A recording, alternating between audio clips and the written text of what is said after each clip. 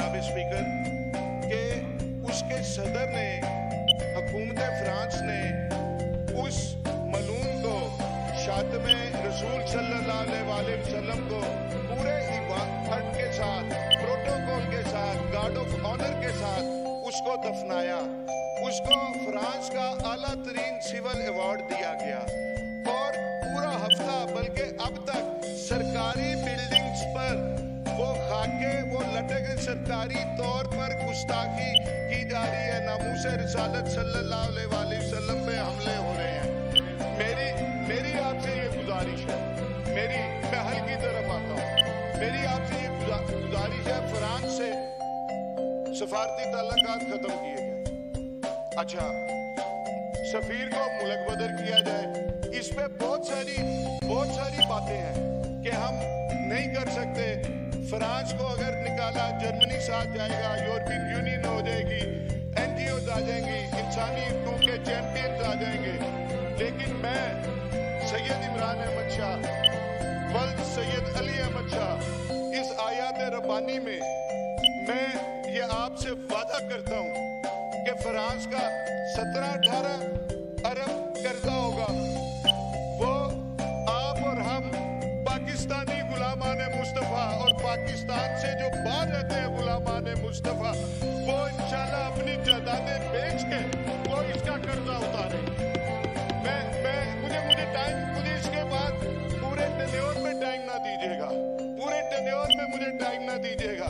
آج میں ایمان سے میں نے آپ سے عرض کی کہ ایک غلام آقا جی جس غلامی میں مجھے ناز ہے, ایک غلام آقا جی کے غلاموں سے مخاطب ہے. میں آپ سے یہ عرض کرنا چاہ رہا ہوں, انہوں نے اس کو اعلیٰ ترین سول ایوارڈ دیا. آپ اس چیچن مسلمان کو, عبداللہ کو, پاکستان کا اعلیٰ ترین سول ایوارڈ دیا. آپ اس کے جواب میں آپ غازی فیصل کو سردارتی آرڈیننس کے ذریعے فوری طور پہ اس کو رہا کریں. کچھ تو کریں. کتنے مہینے ہو گئے, آپ نے ایک دن میں ایک سیاسی پارٹی کو آپ نے بین کر دیا, لیکن اس پہ آپ کچھ نہیں کر سکے. میں یقین سے کہتا ہوں, میں یہ بھی یقین سے کہتا ہوں اسپیکر صاحب, آپ بھی ساری رات جاگتے ہوں گے.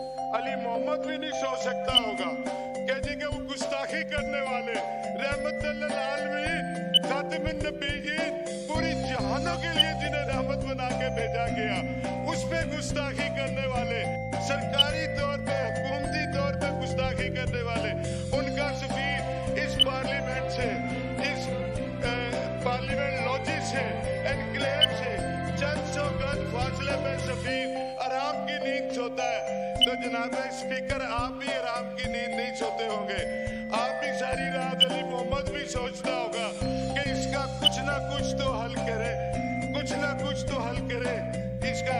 لیکن اگر میں کہتا ہوں, میں ان تمام لوگوں سے کہتا ہوں, ٹو سے ٹاپ تک, جو تحفظ ناموس رسالت کے لیے کچھ کر سکتے ہیں اور کر نہیں رہے, ان کے لیے ایک میں شعر پڑھوں گا, اور وہ آپ کے لیے نہیں ہے, آپ آج کے اسکول ہیں, باقی ہم سب کے لیے ہے کہ کرسی ہے تمہارا, یہ جنازہ تو نہیں ہے. کرسی ہے تمہارا, یہ جنازہ تو نہیں ہے. کچھ کر نہیں سکتے تو ادھر کیوں نہیں جاتے. ہم تحفظ ناموس رسالت کے لیے اگر کچھ نہیں کر سکتے تو ہمیں اپنے عہدوں پہ رہنے کا ہمیں کوئی حق نہیں. Thank you ji, thank you. میں ایک